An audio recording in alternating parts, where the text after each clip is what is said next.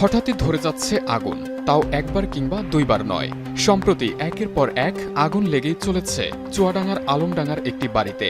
কখনো বৈদ্যুতিক সরঞ্জাম, কখনো পানির ট্যাঙ্ক কিংবা প্লাস্টিক। এক এক সময়ে এক একটিতে দেখা যায় আগুনের ভয়ঙ্কর ছোঁয়া। তবে আশ্চর্যের বিষয়, আগুন লাগার কোনো সুনির্দিষ্ট কারণ খুঁজে পাওয়া যাচ্ছে না।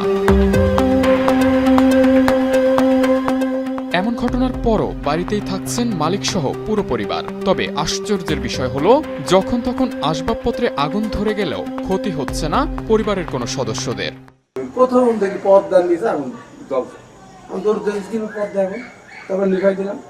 এবার পর্দাতে নিভাই দিলাম, 2 মিনিট পর দেখতে হয়েছিল ইতে আরে খাটের জাজিমে আগুন। এই হলো সূত্রপাত। এখান থেকে 4 দিন আমার অতিষ্ঠ সব আমার ঘরে সব খাটের উপর শুয়ে আছি, পার করে আগুন। আব্বু ওই ঘরে ঘুমাচ্ছে, আমি ওই কথা চিল্লাচ্ছি যে এই ঘরে আগুন। আমার শাশুড়ি গায়ে আগুন দিয়েছে। তাহলে আমার নানি নামাজ পড়ছে, নামাজ পড়তে তার শাড়িতে আগুন ধরে গেছে। উপরে আগুন দাও দাও করে জ্বলছে, খড়িতে আগুন। বিপদের সময় যাই হোক, অনেক কষ্ট। গত বৃহস্পতিবার থেকে প্রতিদিনই ঘটছে এই অগ্নিকাণ্ড। প্রতিবেশীরা মনে করছেন বৈদ্যুতিক শর্ট সার্কিট, তাই বিচ্ছিন্ন করা হয় বিদ্যুৎ সংযোগ। কিন্তু তাতেও মিলছে না রেহাই। এক এক সময় পুড়ছে ঘরের এক এক কোণ। আতঙ্কে দিন কাটাচ্ছেন বাড়ির বাসিন্দারা। কেসারেন শেকড় থেকে শিখরে। আগুনের পর ওই ছেলেটা যখন পানি মারে, তখন দেখলাম যে পানি আরো আগুন যেন আরো দুপ দুপ করে জ্বলতে লাগলো, মানে আগুনের তীপটা বেশি বাড়তে লাগলো। ঢাকা থেকে আগত কয়েকজন মুফতি আসছেন, ওরা তদবির করছেন। ওনাদের আজ হাজি গামছা জুব্বা সহ ওই টুপিও আজ আগুন লাগিয়ে পুড়িয়েছে।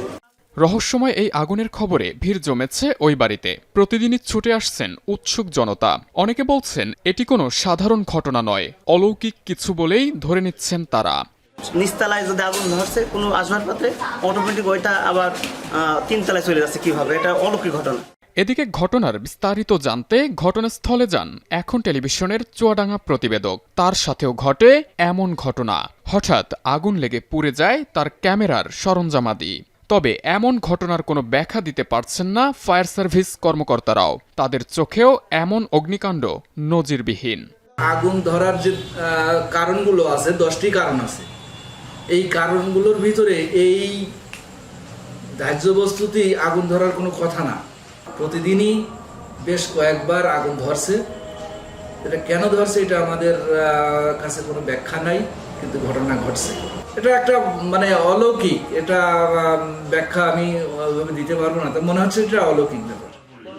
বারবার আগুন, অথচ নেই কোনো সূত্র, নেই বৈদ্যুতিক সংযোগ, নেই আগুনের কোনো ঘনিষ্ঠ উপাদান। তাহলে কি সত্যি অলৌকিক কিছু ঘটছে? স্থানীয়দের একটাই দাবি, এই অদ্ভুত ঘটনার রহস্য উদ্ঘাটন করা হোক যত দ্রুত সম্ভব।